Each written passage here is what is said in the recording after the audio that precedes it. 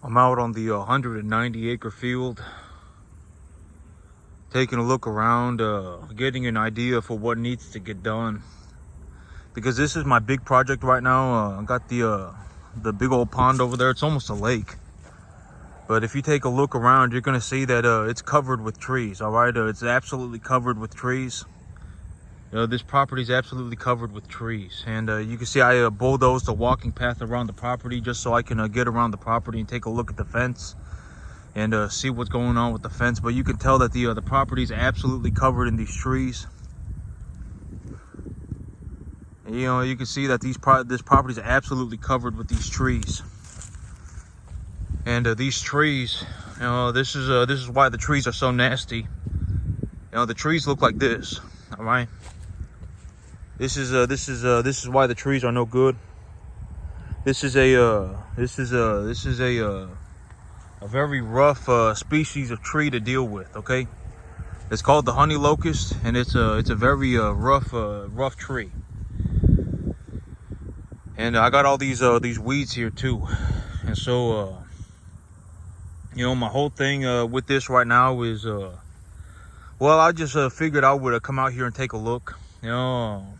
Figure out what am I gonna do. Get an idea for the budget. See what this is gonna cost me. And I've already spent about $7 grand on this thing. I've already spent about $7 grand, and that's just the money out of my pocket. Okay, that's not that doesn't include my labor. All right, and my whole thing about my labor is that nobody's paying me to do anything. All right, nobody's paying me to do anything. I make plenty of money by myself. That's the whole thing about the financials. My whole thing about I make plenty of money by myself. Why would I? I'm not gonna go. Nobody's paying me to do anything. Okay, even if I was completely by myself, even if I was completely on my own, and if I was dropped off on a field in the middle of Central Texas by myself, or even if I was, I would go and find my own field, and I would find my own opportunities. And at the end of the day, I'm very good at what I do. As far as I know, I'm really the only person that does this kind of work. There's not very many of us that does this kind of work. You take a piece of land like this and you turn it into a legitimate cattle operation. I don't know very many people, if any at all. I actually don't know anybody else that does something like this. Okay, I legitimately just go onto pieces of land like this. I clear them out, and and I start cattle ranches, and I do very well for myself. I've already said, the whole thing about doing well is that results are important. Okay, results are important. They're not everything, but they are important. You don't want to be in a situation where you suck. All right, if you suck, your life is going to be very difficult. And so I'm out here taking a look, because if I take a look at it, I can get an idea for what it's going to cost me, and get an idea for the budget, and figure out what I need to do.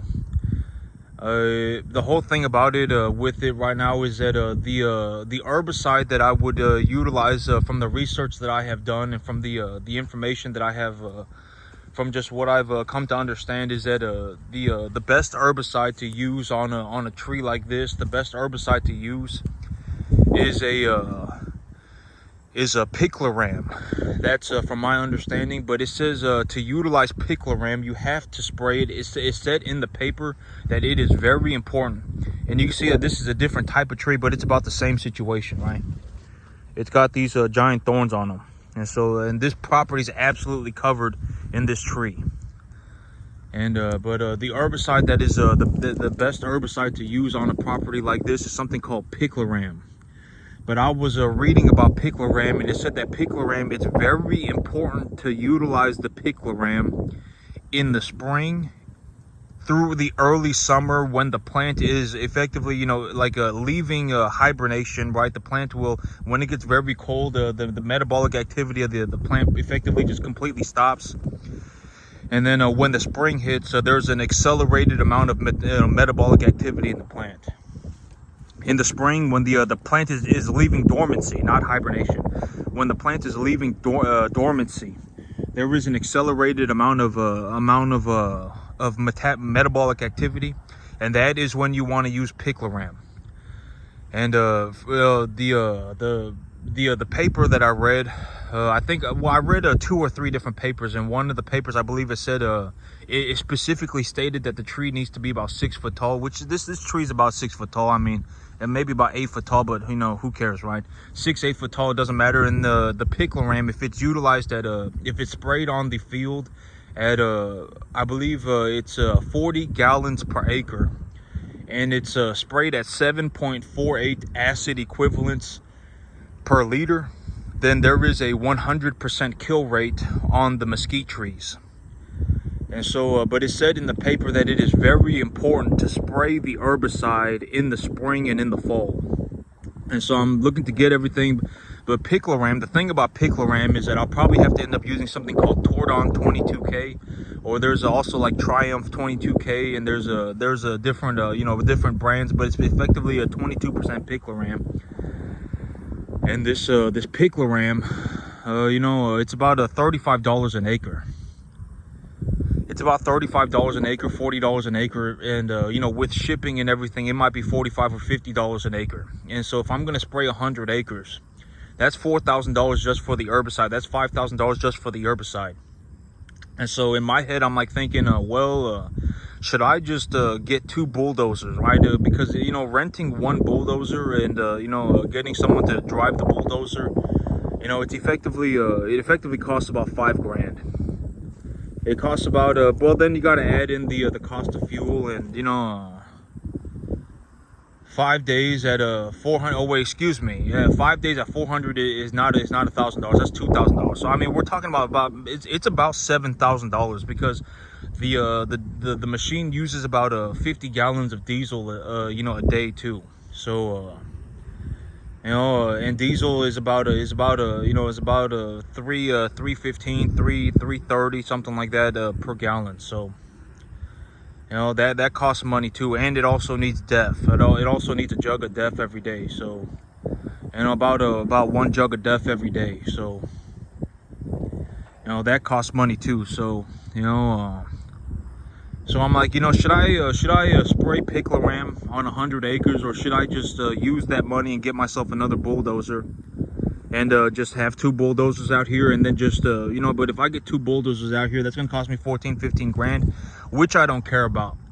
You know, I don't really care about it. The whole thing about this situation with me right now, and I'm just gonna be straightforward, honest about it, the reason that I'm not clearing the property right now, the reason that I'm not clearing up the entire property, is just to protect my own backside.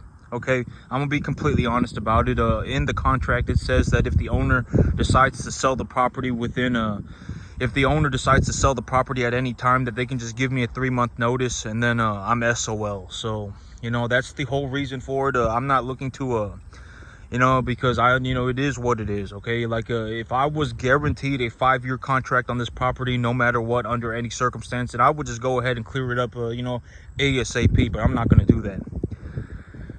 All right, I'm not going to do that, just because I'm protecting my own backside on this thing. It is what it is. All right, I'm not a malicious person. I'm just being honest about it. I'm just protecting my own backside. And so, but you can see that this property is completely covered in these trees.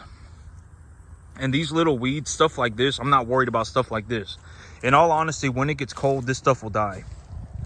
Well, this stuff right here, this kind of stuff right here, this is called a horsetail. But this stuff, all this stuff will die even when it gets cold.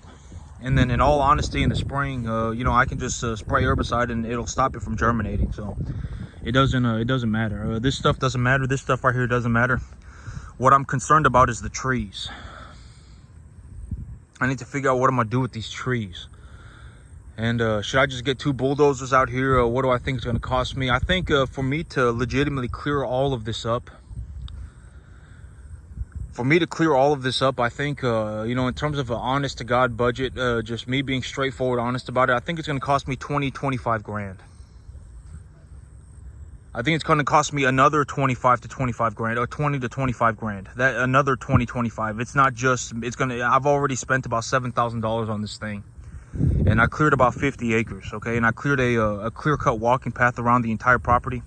I have a walking path like this around the entire property. I can walk around the entire property. And so I can cut around the, I can put a, You know, I can put I can walk around the property and I can take a look at the fence. So, you know, but this whole property, I can take a walk around it. I can take a look at the fence. I have a walking path like this around the whole property. And, you know, I cleared about 50 acres of it. And it's also important to understand that, you know, this stuff, I probably have another 20 acres of stuff like this. And I'm not worried about this stuff. This stuff, it'll die on its own. And then in the spring, I will herbicide it, and then it will stop it from growing in. So I'm not worried about this stuff. You know, this stuff, I can get rid of this stuff very easily. What I'm concerned about is the trees. What I'm thinking about is the trees. I have to figure out what I'm gonna do with these trees. And for me to clear up these trees, when I take a look at it, just take a look around and see what I got going on. It's probably gonna take about 25 grand. Just me being straightforward, honest about it. I'll probably need to get 2 bulldozers out here, and I'll probably need to herbicide the thing. You know, I'll probably need to herbicide the whole thing. And I may have to use 2 bulldozers and a Tordon 22K. I may have to do all 3 things to legitimately get a handle of this situation. And a Tordon 22K is going to be about 4 or 5 grand just for the 100 acres. And this whole property is 188 acres. And so, you know, I may end up clearing just about 100 acres of it. I'll have to see. But that's what I got going on out here. You know, I came out here to take a look at this, take a look at what I got going on, figure out the situation, and then determine, you know, what do I need to do, you know, what needs to get done out here, and what is it going to cost me. And, you know, the whole thing about, hiring somebody, and I remember I was speaking about this because I don't really need anybody full-time. I don't even need anybody part-time. But my whole thing about hiring people and paying people to do stuff is, you know, I'm going to pay them well. And, you know, I'm going to start, one of the whole things is I will start paying more people to, you know, do things like hauling my animals. You know, the veterinary work, I'll pay someone to do that.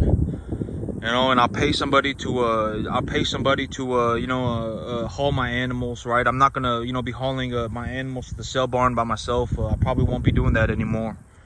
You know, I'll pay somebody to haul my animals for me. And,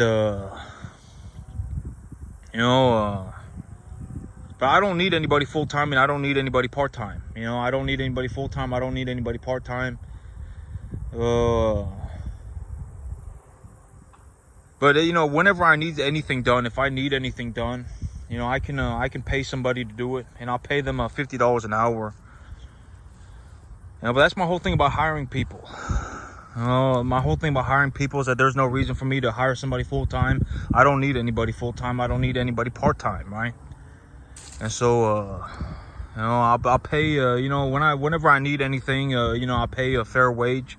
I'll pay $50 an hour. Like if I need someone to drive a bulldozer, I'll pay him $50 an hour. If, you know, I need someone to haul my animals, I pay them $50 an hour. If I need someone to do veterinary work, I'll pay them $50 an hour. All right, you know, even if whatever, if they're working for the sale barn and they're hauling my animals, you know, I'll give them a little bit extra money. I'll make sure that they're squared away at $50 an hour. You know, if they whatever, if they're you know. But a lot of the times, like even like to come by and pick up my animals and then go back to the sale barn, you know, usually people charge about $500 for that. And so realistically, to come to my farm and then go to the sale barn, I mean, it's whatever, 4 or 5 hours, right? It doesn't matter where they are. And so that's about $250. So I mean, they already make about $50 an hour. But if I you know, need somebody to like drive a bulldozer or something, then I'll pay them $50 an hour. You know, I'll pay them $50 an hour, and I don't need anybody full-time. I don't need anybody part-time. I don't know what I would do if I wasn't working. What would I do if I wasn't working? And so, but that's one thing that I've, you know, the the conclusion that I've ultimately come to is that I think that one of the most morally justifiable things, one of the most morally correct things that I could do with the money is to farm more land. I believe that it is important for me to, I believe that that's one of the most morally correct things that I can do, simply because when I farm land, I really take care of the land. I put in a lot of effort to make sure that I'm not damaging the environment. I take care of the animals, I take care of the animals very thoroughly. I make sure, they all, they're all doing okay. And, that's what I figured one of the most morally correct things that I can do is one of the most morally correct things that I can do is farm more land, because people benefit when I farm, right? People benefit from me working. I may not be going out of my way to save people, but at the end of the day, I grow a lot of food. I make a lot of food.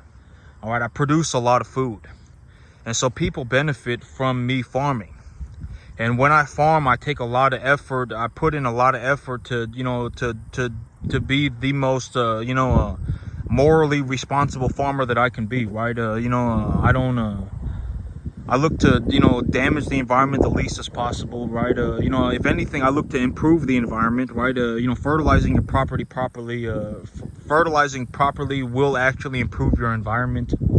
This whole idea of you just devastating your environment and then all of a sudden plants just start growing out of nowhere is incorrect. All right, you have to improve the environment, and the environment is what grows your crops. And so that's one of the most morally correct things that I can do. One of the most morally right things that I can do with the money is one of the most morally right things that I can do with the money is farm more land. That's what I believe. It keeps me on the right track. It keeps me doing well for myself, and it's very important, right? It's very important work. Somebody's got to do it. All right, farming is very hard work, but somebody's got to do it. And so I believe that is one of the most morally correct things that I can do. So that's what I'm gonna do. I'm gonna farm more land.